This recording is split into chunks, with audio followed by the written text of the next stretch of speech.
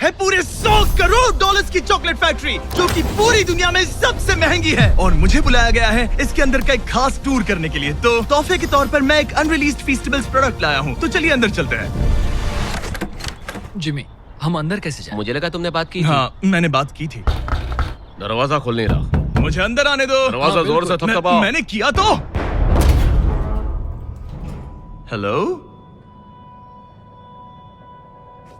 क्या अंदर कोई है?